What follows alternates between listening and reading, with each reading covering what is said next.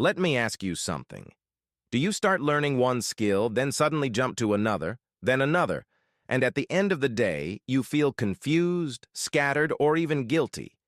People tell you, just focus on one thing. Pick a single career. Stop changing your mind. But what if I told you having too many interests is not a flaw, it's a psychological advantage? And science, psychology, and the future of work are finally catching up. People with too many interests often grow up hearing one sentence: focus on one thing. But their mind doesn't work that way. They are not confused, they are not lazy, and they are not broken. They simply have a brain that is wired for exploration. They are curious by nature, they get excited easily, they learn fast, and they get bored just as fast. Psychologically, this usually comes from three things. First, high curiosity. Their brain releases a lot of dopamine when discovering something new. New ideas, new skills, new worlds. Novelty is addictive to them. Second, fast learning. For example, at the beginning, they progress very fast. In the first weeks, people tell them, "You're talented. You learn quickly." But when the beginner phase ends, when progress becomes slow and boring, their motivation slowly disappears because the excitement is gone. Third, fear of choosing wrong. Deep inside, many of them are afraid to commit to one path, afraid to waste their potential, afraid to close other doors. So they keep all doors half open. There is another reason people with many interests behave like this, and it has less to do with motivation and much more to do with fear. Let me give you a simple example.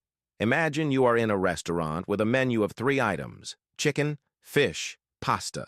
You choose in 10 seconds. Now imagine a menu with 50 items. You read, you hesitate, you change your mind. You ask the waiter again, and even after you order, you look at other tables and think, maybe I should have chosen that.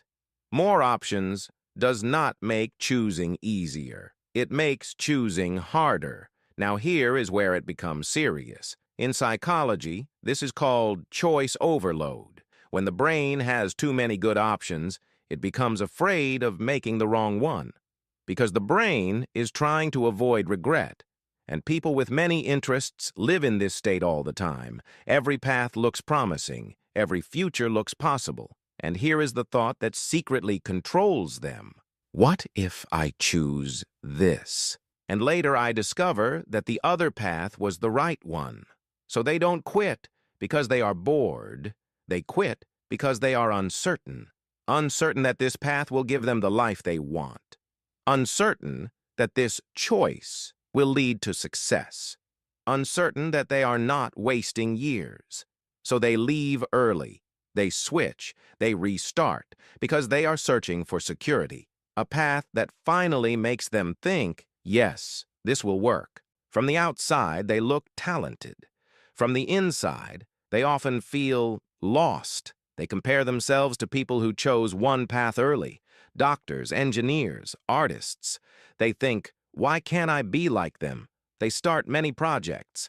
They finish very few, because their mind is always asking, what if there is something better? This creates a painful cycle. Excitement, overcommitment, loss of interest, guilt, restart, again and again. But here is the part most people don't tell you.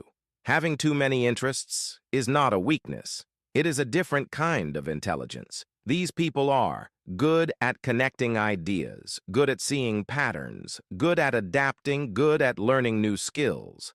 They are often great entrepreneurs, creators, strategists, innovators. They are not meant for narrow paths. They are meant for wide ones. The problem is not having too many interests. The problem is trying to live a life designed for specialists, with a mind built for generalists. The real danger is not changing interests. The real danger is never building depth.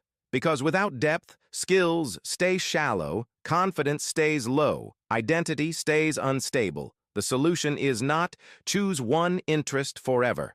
The solution is this.